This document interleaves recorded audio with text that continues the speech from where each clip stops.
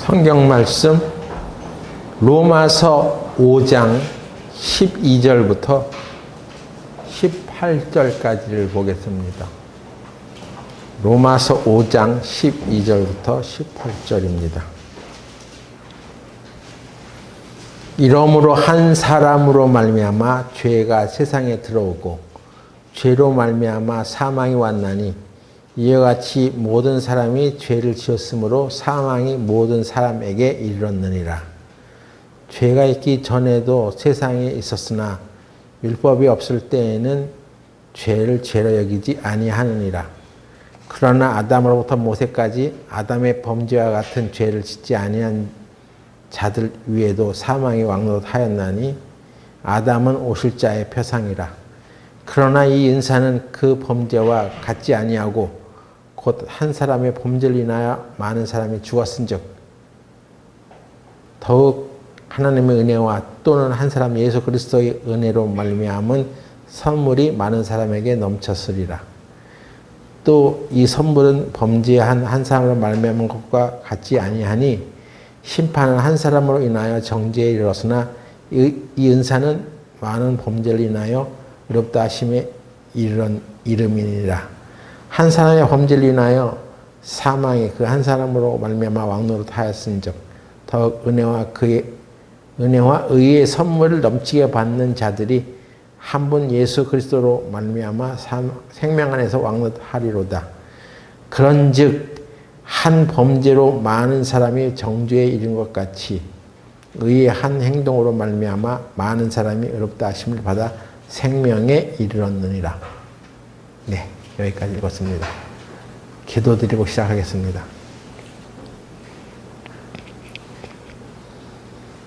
거룩하신 하나님 아버지, 오늘 우리들에게 이 말씀을 같이 상고해 볼 수 있도록 도와주셔서 감사합니다.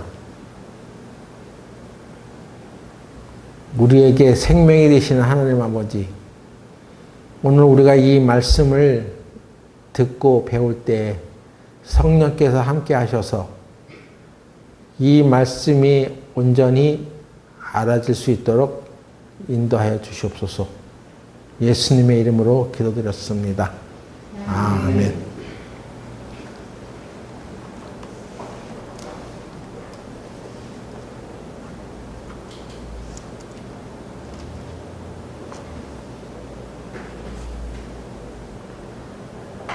예수를 잘 믿는 것이 어떻게 믿는 것이 예수를 잘 믿는 것일까요?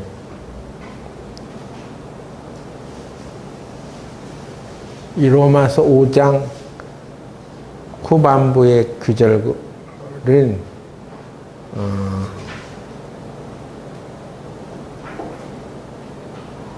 우리가 믿음으로 인한 의에 대하여 잘 알 수 있도록 동기를 제공해 줍니다.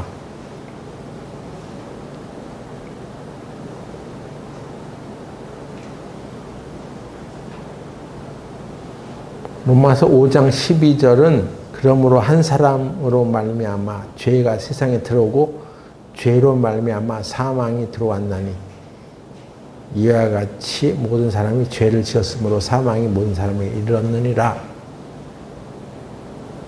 그리고 13절부터 17절까지는 삽입구절이라는 것입니다. 삽입구절.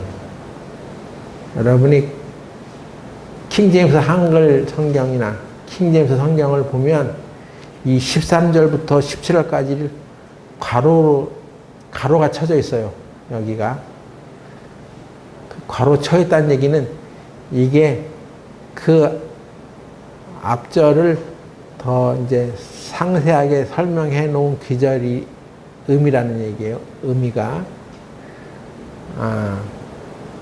그래서 사실 뭐 이것이 누락이 되어 있어도 좋은데, 근데 더 자세한 설명을 이 13절에서 17절까지는 하고 있는 것입니다. 우리 개혁성경에는 가로 안 쳐져 있죠? 근데 킹제임스 성경에는 괄호가 쳐져 있어요. 13절부터 17절까지가. 그래도 이 구절을 살펴보겠습니다.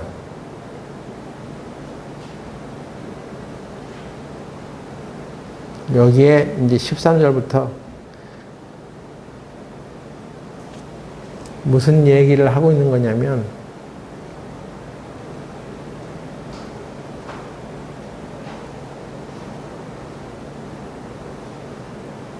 죄가 율법이 있기 전에도 세상에 있었으나 율법이 없을 때는 죄를 죄로 여기지 아니하느니라.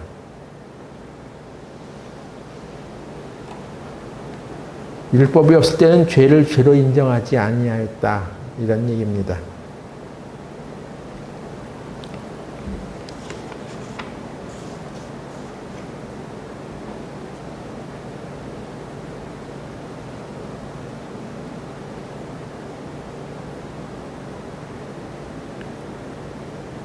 이거는 잘 우리가 생각을 해보면 아주 획기적인 말씀입니다. 왜냐하면 율법은 십계명뿐 아니라 하나님 모세에게 주신 수백 개의 계명들이 포함되어 있는데,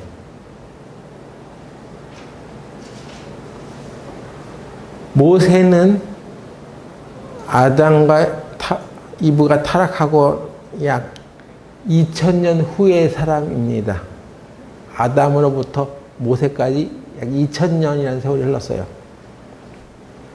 그럼 어떻게 계산하냐면, 아담이 960세에 죽었고 셋을 낳았을 때는 몇 살이었고, 셋이 에노스를 낳았는데 그때 몇 살이었고, 이거 다 이렇게 더해 가면 모세까지 가면은 약 2000년 정도 나와요.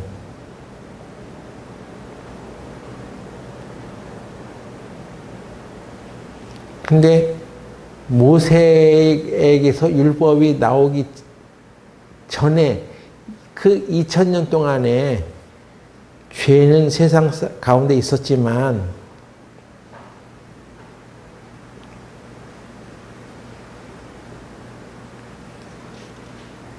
율법이 오기 전까지는 죄를 죄로 여기지 아니하겠다.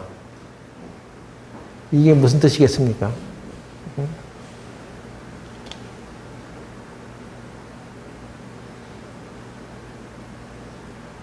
근데 창세기에 보면은 아담 이후로 죄가 없었냐고요. 죄가 있었죠. 사람들은 죄를 짓고 있었습니다. 예를 들어서 창세기 4장에 가인과 아벨의 얘기가 나오는데, 가인이 아벨을 죽였습니다. 그렇게 죄는 세상 가운데 있었습니다. 그런데 말씀을 보면 율법이 없었을 때에는 죄를 죄로 여기지 아니하였느니라 라고 말하고 있습니다. 자, 로마서 4장 15절 또 보세요.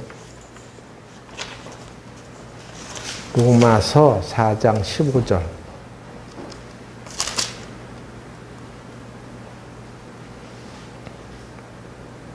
율법은 진노를 이루게 하나니 율법이 없는 곳에는 범함도 없느니라. 율법이 없으면 죄를 범하는 것도 없다. 이렇게 말하고 있습니다. 이것은 놀라운 내용입니다.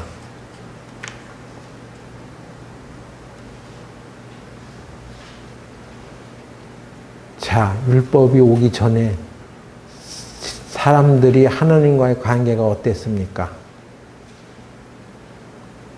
우리는 종교적인 영향을 조금이라도 받아본 사람이라면, 그리고 뭐 또 교회 좀 다녀본 사람이라면 어떤 생각을 하고 있냐면, 아담과 하와가 죄를 지었을 때 하나님이 너무 화가 나서 그들을 에덴 동산에서 쫓아냈다고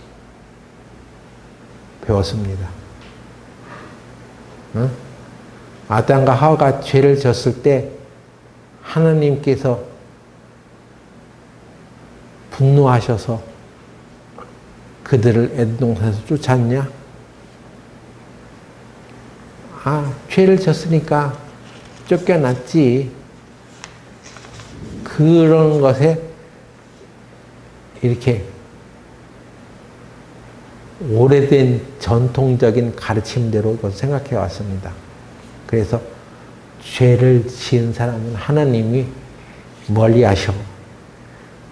하나님이 죄인들을 사랑하지 않으셔. 이런 사상이 사람들 마음 가운데 이렇게 스며 들어온 거예요.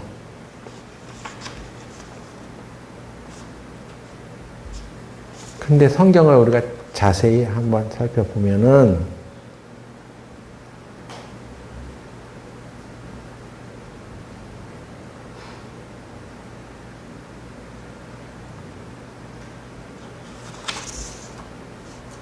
하나님이 아담과 하와가 죄를 졌을 때 어떻게 하셨습니까?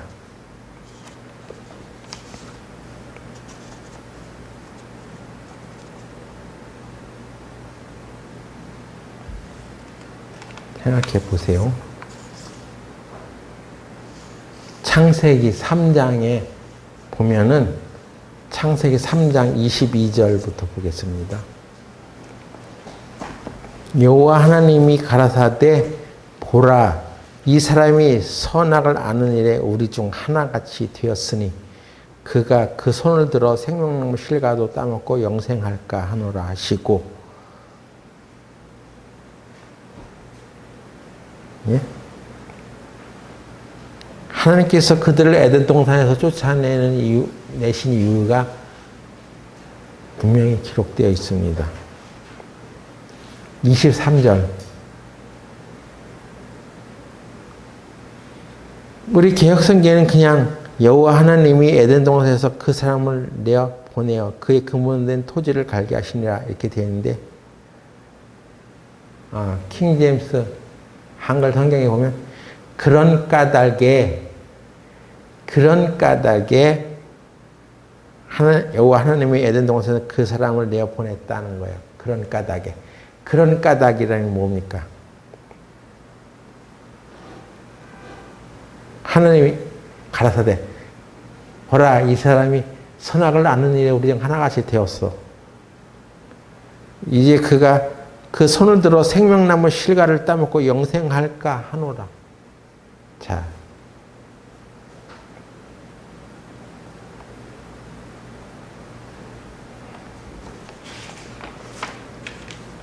이 얘기는 무슨 얘기냐 하면 어떤 이제 선악과를 따먹고 선악을 아는 일에 하나가 되었어.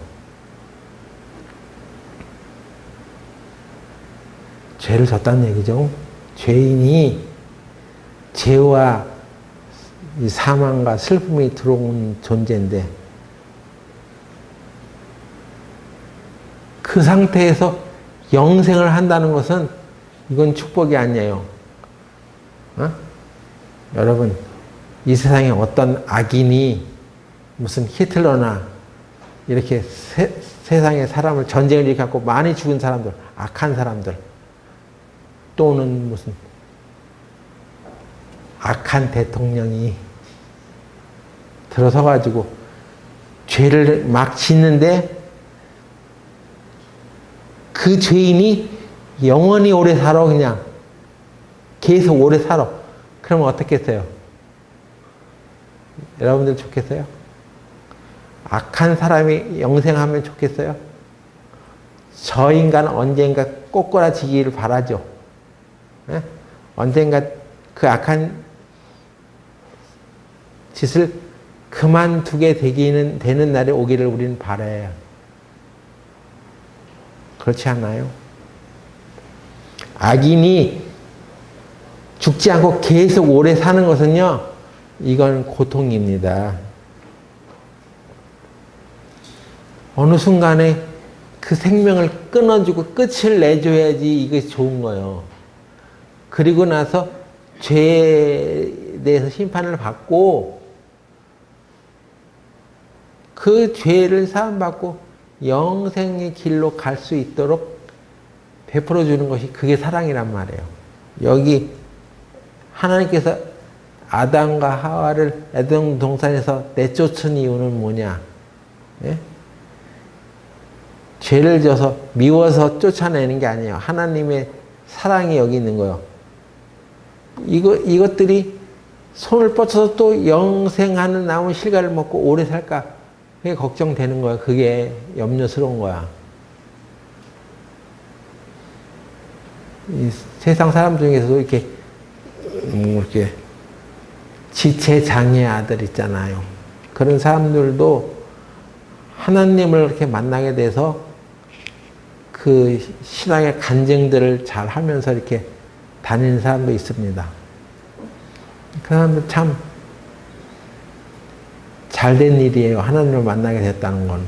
근데 만일에 그 어떤 지체가 장애가 있는 사람이 그런 상태로 영원히 산다면 그게 좋겠습니까? 아니죠. 나도 이게 지금 잘 이렇게 안 되는데 이 상태로 영원히 살아? 아니에요. 나에게 소망이 있는 것은 천국이라는 것에 갈 수 있고 천국에 가서는 내가 이런 것을 자유스러워지는 것입니다. 에? 그게 좋죠. 그게 좋은 거예요. 죄를 지은 아담과 하와가 그냥 아무런 심판도 받지 아니하고 그냥 영원히 사는 영생하는 것은요, 그건 아주 좋은 게 아니에요. 그래서 아담과 하와가 에덴 동산에서 내보내진 것은 하나님의 사랑이에요. 너희들은 이 죄를 지으면 반드시 죽어. 죽고 나서 그 죽음 이후에 영원한 생명 얻는 길을 찾아라 하고 내보낸 거예요. 그런데 하나님께서 아담과 하와에게 그 선악과 열매를 먹은 날에 뭐라고 말씀하셨습니까? 누가 너더러 선악을 알게 한 나무 실과를 먹게 했느냐? 아니. 아담과 하와가 무화과 나무에 불려서 침말을 하였다고 했잖아요. 그죠? 그랬더니 그들이 대답해서 뭐라고 대답해서 내가 벗음으로 두려워하여 숨었나이다. 그래서 창세기 3장 11절에 보면은 가라사대 누가 너의 벗었음을 네게 구하였느냐 이렇게 물었습니다. 제가 요새 그 봉통학당이라는 코미디 프로를 자주 보는데 거기에 선생님이 어떤 제자에게 이거 지구본이 왜 이렇게 삐뚤어졌어? 그랬더니 제가 안 했어요. 제가 안 했어요. 왜 그런 눈으로 선생님 그런 눈으로 왜 저를 쳐다보세요? 그렇게 말하는 거야. 그런 것처럼 가서 누가 너의 벗었음을 내게 구하였느냐? 누가 구했겠습니까? 누가? 하나님이 알려줬을까요? 여기 그런 말 없잖아. 그러면 사단이 말했을까요? 그런 말 없어. 사단도 말 안 했어요. 그럼 누가 너의 벗었음을 내게 구하였겠냐 하는 거야. 네가 벗었다는 것을 누가 가르쳐줬어 너한테?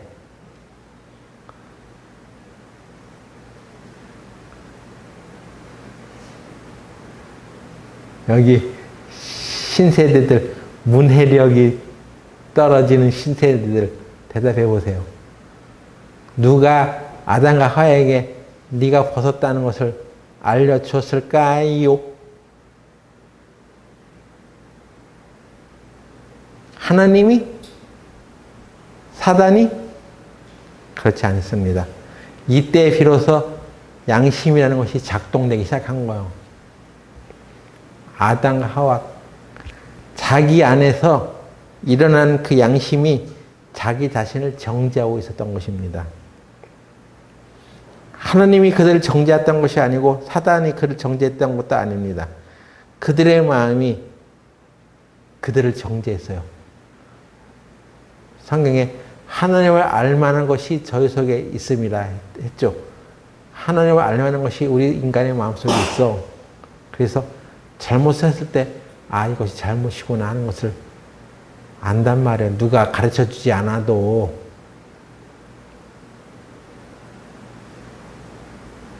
그래서 하나님이 아담과 하와를 이렇게 쳐낸 것이 아니에요.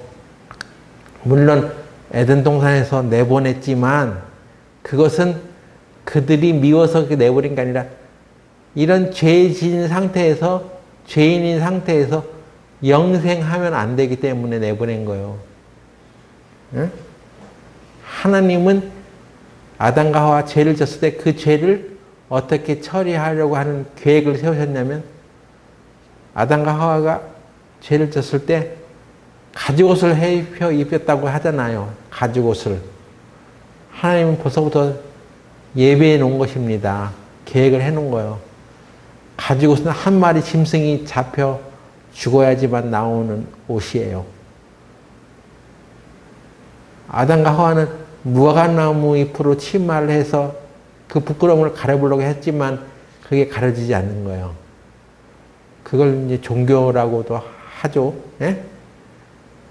그런 걸로 자기 부끄러움을 가려보려고 했지만 아니야. 하나님은 어떤 동물, 짐승을 한 마리 잡아서 그 가죽을 벗겨서 가죽옷을 부끄러움을 가려주는 것입니다. 이것은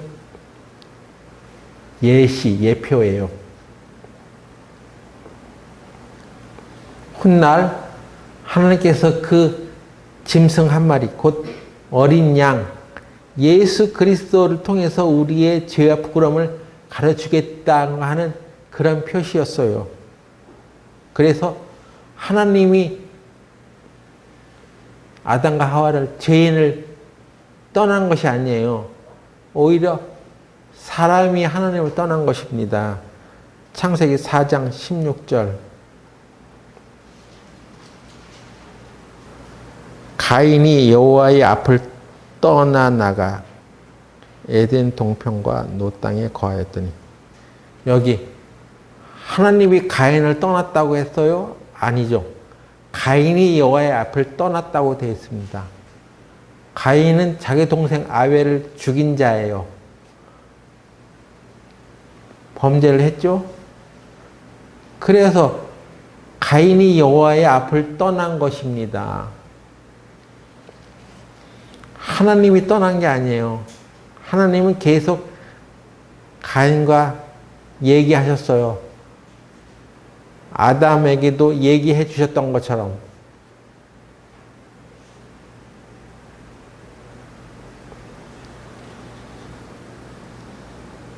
그렇게 대화를 하고 있었던 것입니다. 하나님은 계속 죄인인 사람들과 얘기하는 거예요.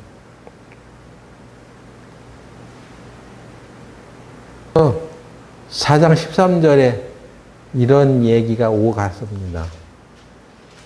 가인이 여호와께 고하되 내 죄벌이 너무 중하여 견딜 수 없나이다.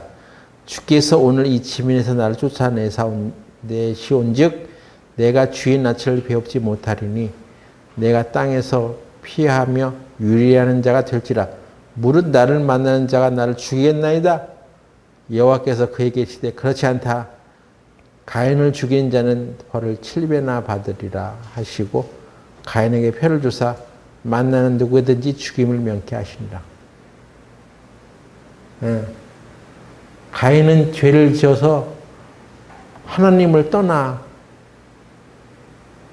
어둠이 찾아왔죠. 그래서 두려워서 사람들이 나를 만나면 나를 죽이겠나이다 하고 두려워했습니다. 그랬더니 하나님께서 표를 주시고 가인을 죽이는 자는 벌을 7배나 더 받으리라. 이렇게 해주신 거예요. 하나님은 죄인을 사랑하신단 말이에요.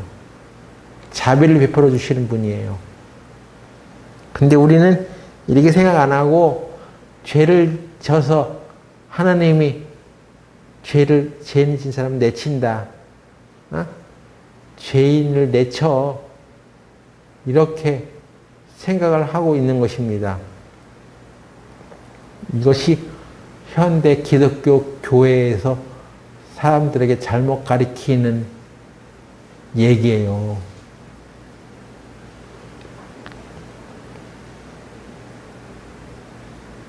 하나님은 얼마나 자비로우신 분인지를 배우기 전에 하나님은 우리를 미워하셔. 죄인을 싫어하셔. 그래서 뭘 가르치려고 그래? 그러니까 교회 열심히 나와야 돼. 11조 해야 돼. 헌금해야 돼. 그래서 하나님이 마음을 기쁘게 해드려. 그래서 하나님께 나아가. 이런 종교를 가르친단 말입니다.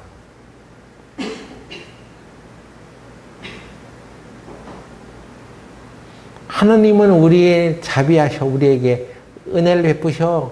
이거를 배우기도 전에 그냥 무서운 하나님으로 사람들이 알고 교회를 나오는 거예요.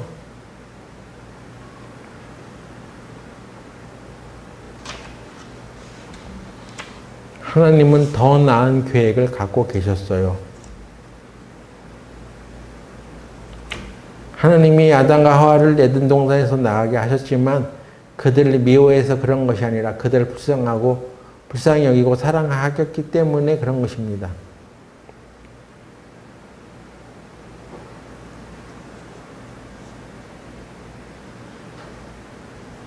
그래서 어떤 악인에게 끝이 있다는 것이 사랑이에요.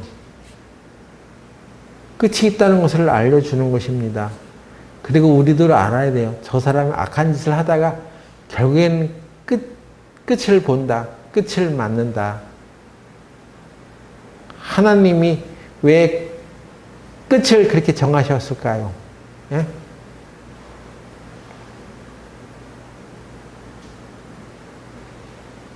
죄인인 채로 영원히 살지 못하게 한 것입니다. 죄인인 채로 영원히 사는 것을 허락하지 않은 거예요.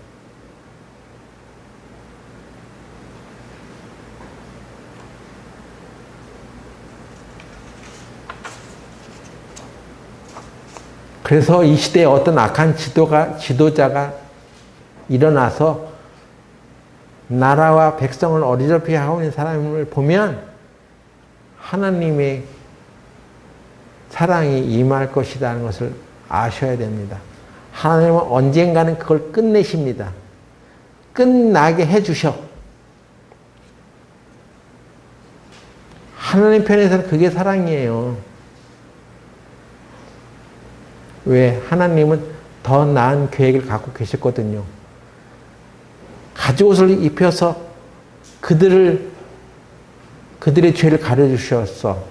훗날 예수 그리스도가 와서 그들의 죄를 사해줄 것을 미리 말씀해 주셨던 것입니다. 그러면 이제 율법이 올 때까지는 그들이 죄가 있었지만 죄를 그들에게 돌리지 않았단 말이에요. 율법이 없으면 죄가 없다는 얘기가 그런 얘기예요. 오히려 그들은 하나님의 자비를 잊고 있었습니다. 율법이 오기 전까지. 율법이 생기고 나서 제일 먼저 율법을 어긴 사람이 어떤 죄를 범했는지 아세요? 안식일을 어긴 거였습니다. 안식일 날에 무슨 음식을 해먹으려고 나무를 하려고 밖에 나가서 일을 했어. 그것 때문에 이제 사람들이 와서 이 사람은 어떻게 했으면 좋겠습니까? 하나님 말씀하셨죠. 죽여라. 안식일 날 나무 했다고 죽임을 당했습니다. 율법이 왔을 때. 율법 전에 가인은 자기 동생을 죽였습니다. 살인을 했어. 살인죄가 더 커요? 아니면 나무하러 가는 죄가 더 커요? 예? 살인한 게 죄가 더 크지. 근데 그는 용서를 받았거든요. 근데 율법이 왔을 때는요, 나무 해러 갔다고, 안식일에 나무 해러 갔다고 죽었어. 이 얘기입니다. 그래서 율법이 오기 전에는 죄를 죄로 여기지 아니하였다. 죄로 여기지 않았다는 얘기는 죄에 대한 어떤 형벌을 받게 하지 않았다. 그 뜻이야. 죄를 그들에게 돌리지 아니하였다. 사람들에게 여전히 자비를 베풀고 계셨기 때문입니다. 율법이 주어지기 전까지는 말이죠. 그러면 율법을 왜 주었냐? 하나님 앞에 죄가 얼마나 무서운 것인지를 알려주려고 한 거예요. 너희는 율법을 잘 지켜서 하나님께 올 수 있는 존재가 아니야. 죄를 알게 해주는 거야. 죄를 깨닫게 해주는 거야.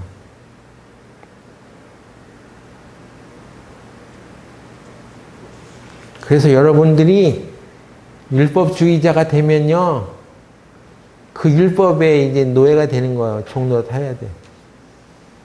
여러분의 생각이 율법주의자가 되면요, 율법 아래서 심판을 받아야 됩니다.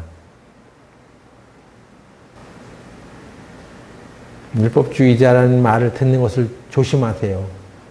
여러분의 입에서 하나님의 자비와 은혜를 얘기하고 그 하나님의 자비와 은혜를 힘입어 살아가는 사람이 되게 하는 그런 얘기를 하셔야지 율법적으로 이렇게 해야지 된다고 이렇게 말하는 것은요, 굉장히 위험한 것입니다. 저 자신이 그 율법에 저촉이 된단 말이에요.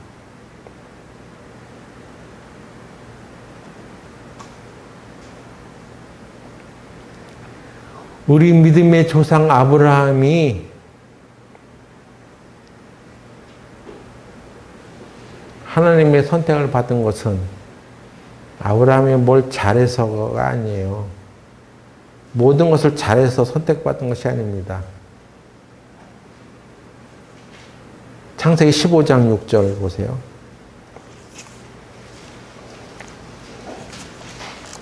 아브라함이 여호와를 믿으니 여호와께서 이를 그의 의로 여기시고, 하나님께서 아브라함을 의인이라고 얘기해 주시는 것은요, 그가 완전하기 때문에 무슨 행동을 다 잘했기 때문에 그런 것이 아닙니다.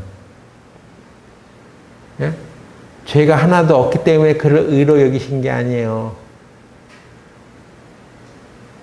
아브라함이 이를 믿으니, 오직 믿음으로, 하나님이 하신 말씀을 믿음으로 하나님이 그를 의로 여기셨다는 것입니다. 아브라함은 사라라는 여인을 아내로 맞이했습니다. 근데 여러분이 잘 모르는 사람들이 있을 수 있는데, 레위기 18장에 따르면 이복 동생과 결혼하는 것은 금지되어 있어요. 법에 그 불법이야. 그 들어봤어요? 이복 동생하고 결혼하면 안 돼. 그게 법이야. 레위기 18장 9절 보세요. 너는 자매 곧 네 아비의 딸이나 네 어미의 딸이나 집에서나 타처에서 출생하였으면 물론하고 그들의 하체를 범치 말지니라. 사라는 아브라함의 이복 동생이었습니다. 그거 아세요? 알죠?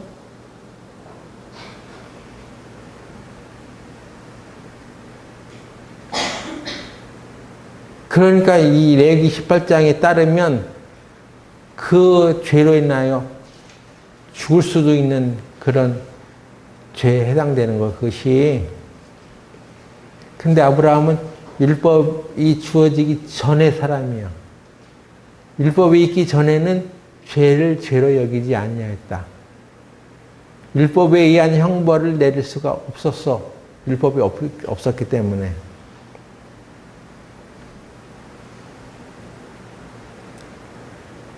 레위기 18장에 따르면 심각한 범죄를 한 상태요. 아브라함이.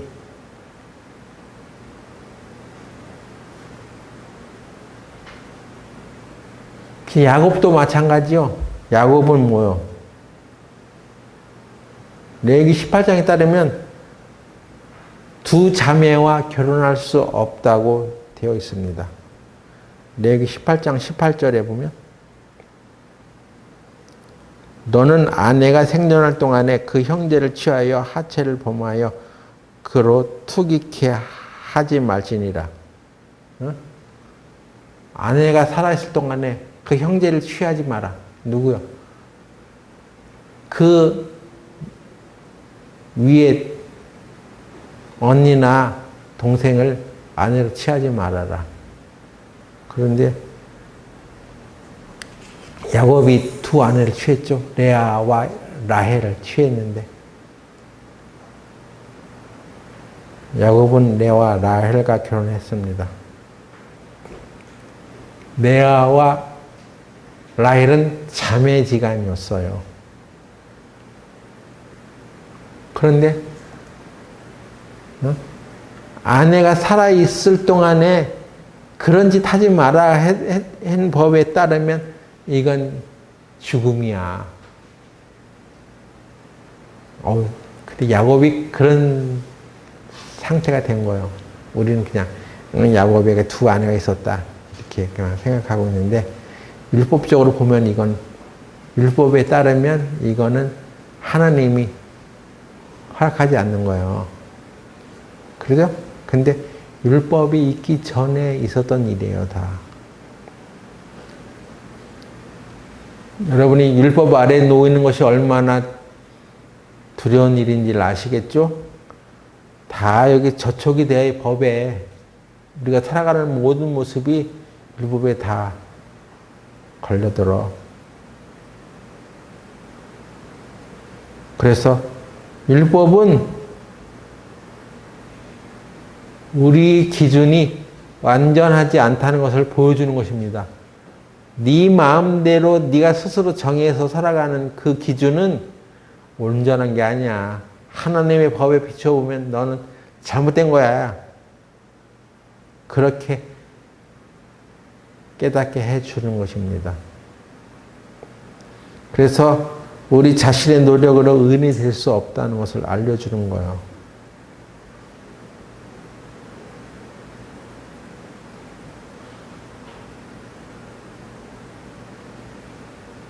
그러니까 우리가 예수님 때문에 그 율법의 모든 요구를 짊어지시고 우리를 대신해서 죽으신 예수님 때문에 우리가 살고 은혜를 잊게 된 것은 얼마나 감사한 일이겠어요. 그런 것에서 감사를 느껴야 되는 것입니다. 우리 어린아이들로부터 어른에 이르기까지 우리가 이 세상에 살아가면서 그다지 뭐 크게 죄를 안 지었다고 생각하니까 은혜가 뭔지를 몰라. 율법이 뭔지를 모르기 때문에 그런 거예요. 율법으로 보면은 의로울 수 있는 사람이 아무도 없어요.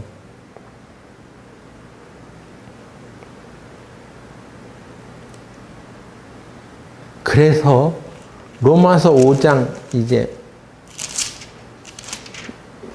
20절 보면은 율법이 가입한 것은 범죄를 더하게 하려 함이라. 그러나 죄가 더한 곳에 은혜가 더욱 넘쳤나니. 여기 율법이 가입한 것은 범죄를 더하게 하려 함이라. 이 더하게 한다는 말이 죄를 더 지라고 하는 얘기가 아니에요. 더하게 한 것은 영어로 add, add, 범죄를 이렇게 가중시키는 것이다. 더하게 하는 것이다. 더해주는 것이다. 율법으로 말미암아 너가 이런 죄에 해당돼 이런 죄를 져서 너는 죽을 수밖에 없는 자야 라는 것을 알려주는 거예요. 그러나 죄가 더한 것에 은혜가 더욱 넘쳤나니. 이게 무슨 얘기입니까? 죄가 더한 것에 은혜가 더욱 넘쳤어. 죄를 져봐야지 은혜를 알아? 예? 그런 뜻입니까? 죄를 져봐야지 알아. 하나님의 은혜가 너무 얼마나 큰지를. 왜? 하나님은 우리를 죄 가운데서 심판해서 건져내시고 은혜 가운데서 넘겨놨으니까 우리는 율법 아래 있지 아니하니까 우리는 은혜 가운데 있잖아. 그러니까 죄가 더한 곳에 은혜가 더 넘쳤어.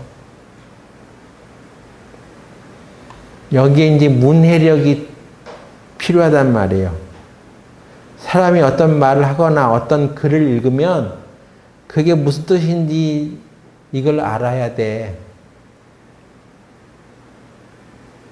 예? 근데 이 글을 읽으면서도 이게 무슨 뜻인지를 잘 이해를 못 한다면 이게 어리석은 거예요. 죄가 더한 곳에 은혜가 더 넘친다고요? 죄를 져봐야지 죄가 뭔지를 알아요. 또는 은혜를 알아요. 이렇게 말하는 사람도 있습니다. 그거는 아주 어리석은 말이에요. 여러분, 똥과 된장을 눈으로 딱 보고 구분할 줄 알아야지 꼭 그걸 찍어 먹어봐야 알겠어요? 예?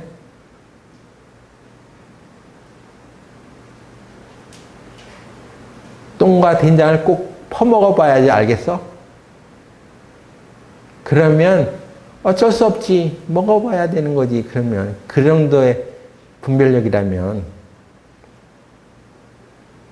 그렇지 않습니다. 안 먹어봐도 아는 거요.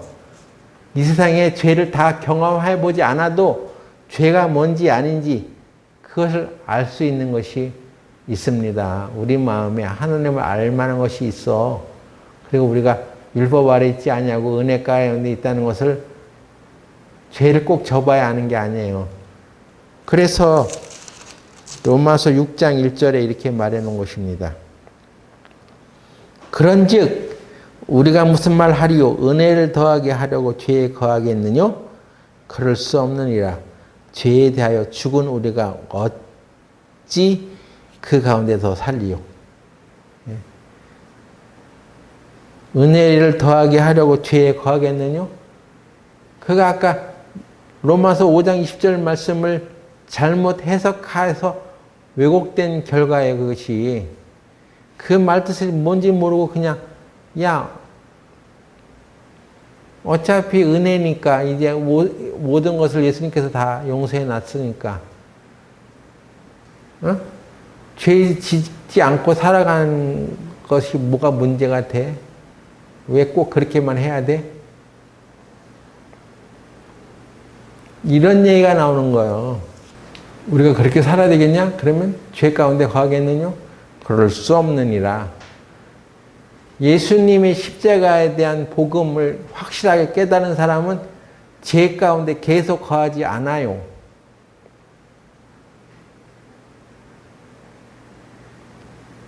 우리는 죄에 대하여 죽은 자다라는 말이 이제 여기 나오고 있습니다. 6장 2절 그럴 수 없느니라. 죄에 대하여 죽은 우리가 어찌 그 가운데 더 살리요. 무릇 그리스도 예수와 합하여 세례를 받은 우리는 그의 죽으심과 합하여 세례 받은 줄을 알지 못하느뇨?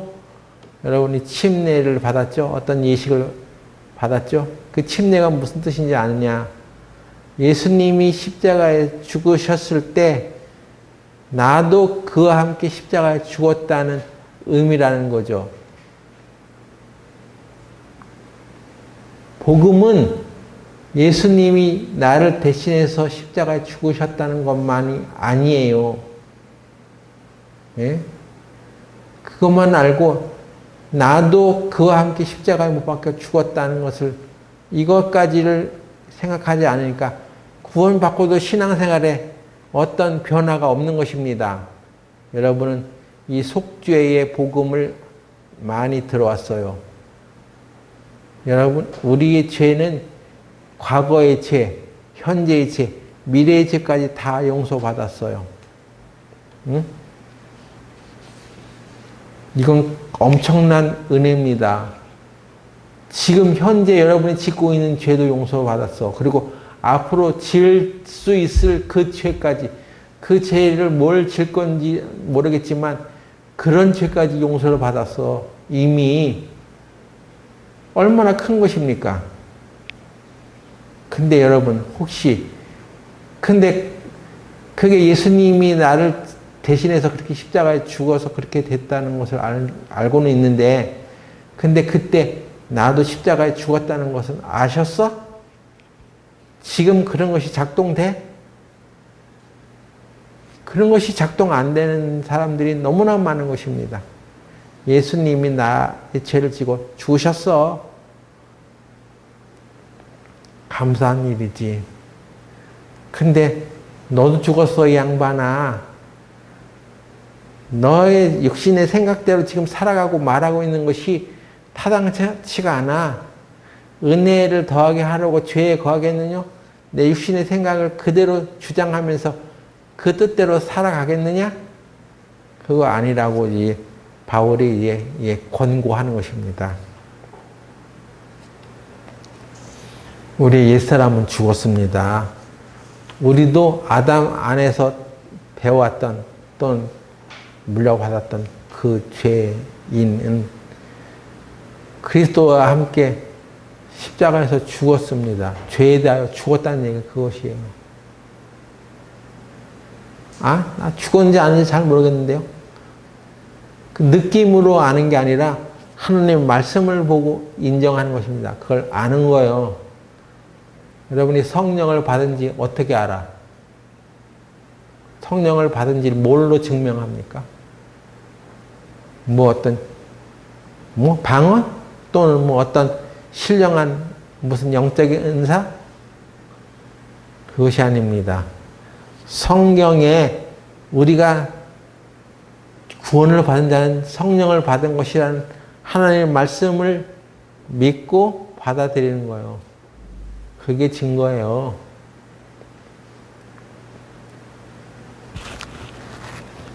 죄에 대하여 죽은 자라는 것이 무엇입니까? 그렇게 우리가 여기라는 것입니다. 로마서 6장 11절에 그래서 그러므로 너희는 죄로 너희 죽을 몸에 왕노릇하지 못하게 하여 몸의 사욕을 순종치 말고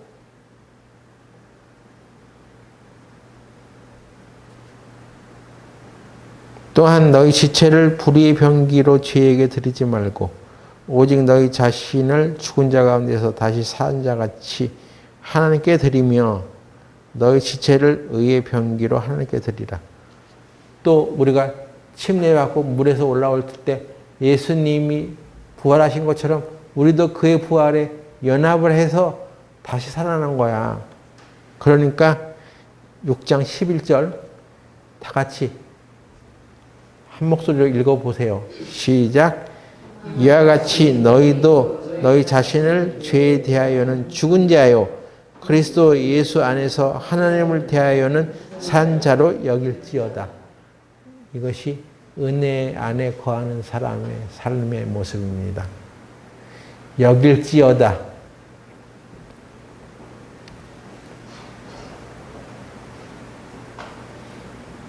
여기까지가 복음이에요. 여기가 복음이요. 여기도 우리 자신도 그리스도와 함께 십자가에 죽었어. 내가 지금 하는 말이, 하는 행동이, 그 생각이 육신적이라면, 옛사람이라면 그건 이미 죽었어. 예수님과 함께 십자가에 못 박힌 거야. 근데 어떻게 계속 그렇게 살아가? 그것입니다. 옛사람으로 살아가는 것과 새사람으로 살아가는 것의 차이점을 아시라는 것입니다.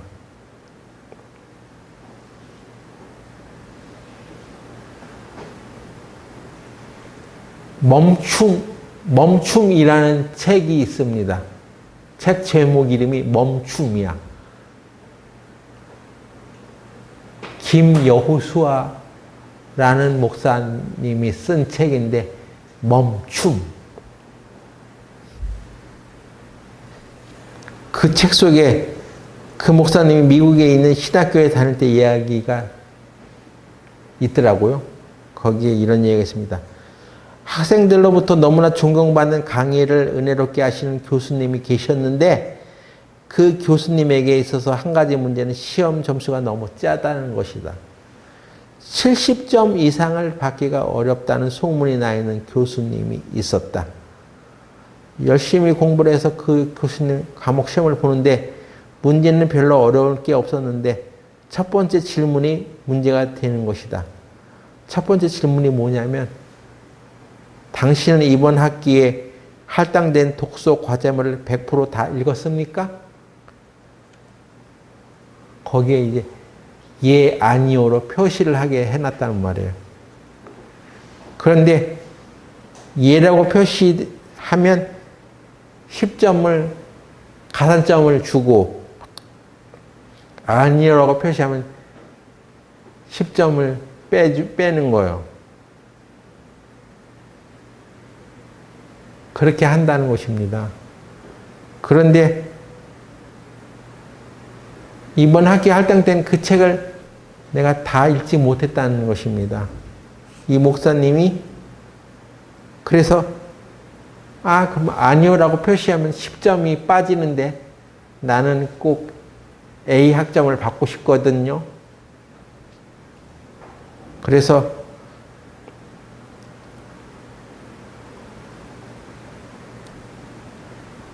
계속 그 시험 시간 내내 고민이 시작된 거예요. 끝날 때까지 고민된 거예요, 이게. 그래도 내가 A 학점을 받으려면 어쩔 수 없지 하고 이번 학기에 할당된 책을 다 읽었습니까? 100%다 읽었습니까? 할 때 시험이 거의 끝날 때쯤에 예 하고 표시를 딱 하고 시험지를 냈습니다. 그런데 거기 그 다음에 문장이 거기 있는 거예요. 뭐가 있냐.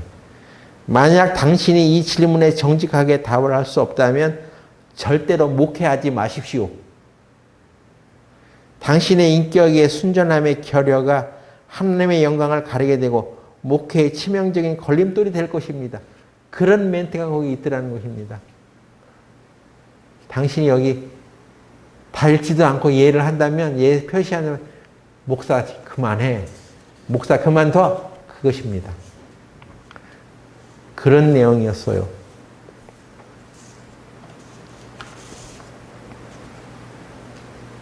그러니까 그 체크하는 게 쉽지 않은 거였어요.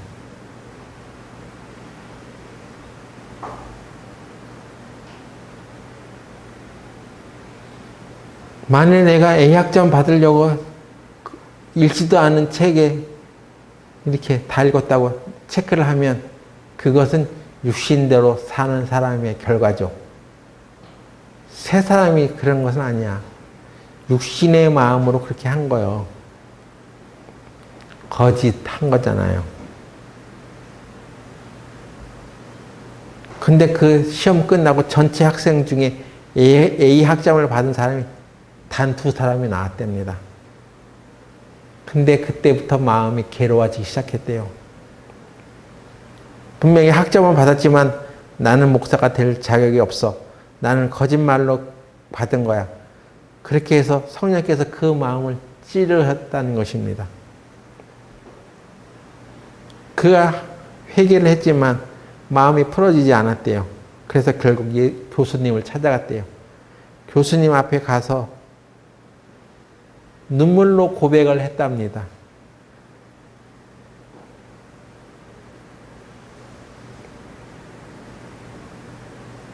그리고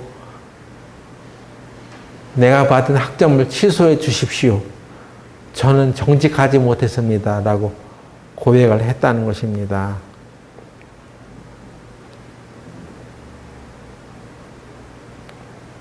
이런 것이 새 사람의 모습이죠. 육신의 소망대로 사는 것이 아니라 주님이 이끄신 대로 사는 것입니다. 어떤 손해를 보든 간에. 그때 교수님께서 말씀하셨답니다. 여호수아 킴, 너는 목회자가 되려면 많은 도움이 필요하겠다. 내가 너를 도와줄 테니 이제 나와 정기적인 만남을 가질 수 있겠니? 내가 하나님의 사람이 될 수 있도록 너를 도와주겠다. 그리고 3년 동안 그 교수와 정기적으로 만났답니다. 교수님과의 만남은 괴로운 일이었습니다. 솔직히 대답하기 어려운 질문들만 자꾸 하시는 것입니다.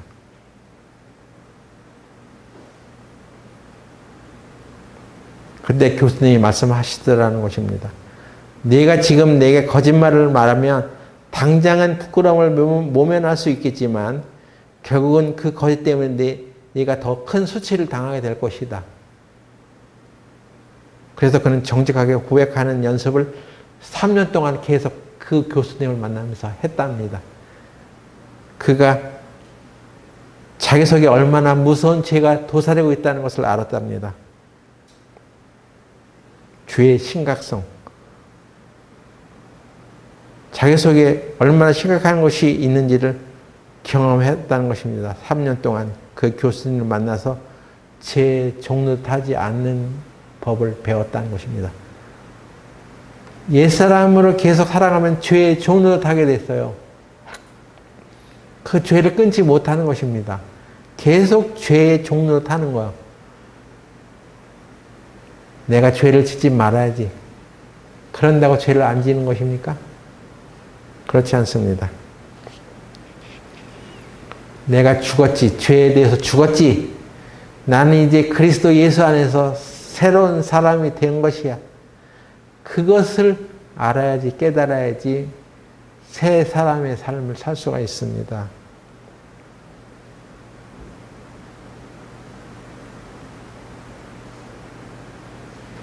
그것을 고백하라는 것입니다, 여러분.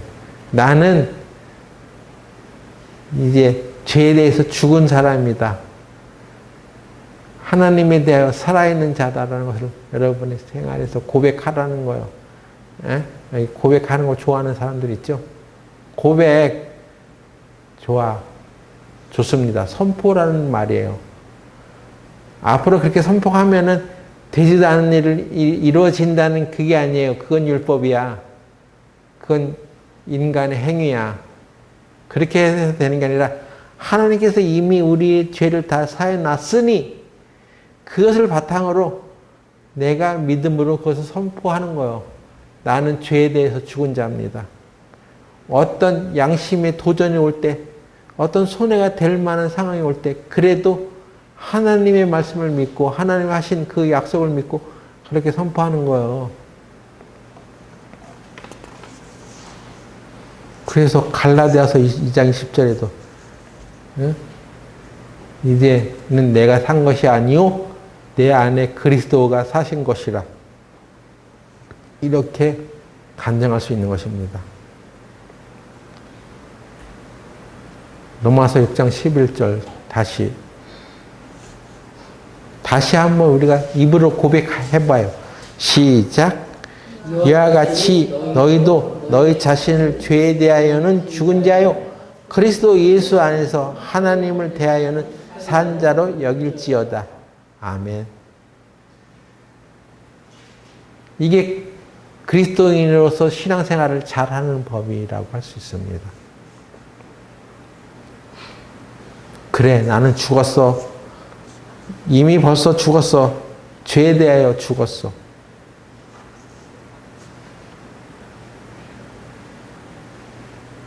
고백하시기 바랍니다. 그런 고백을 통해서 여러분들이 생각하고 말하고 행동하는 우리 교회가 되기를 바랍니다. 기도하고 마치겠습니다.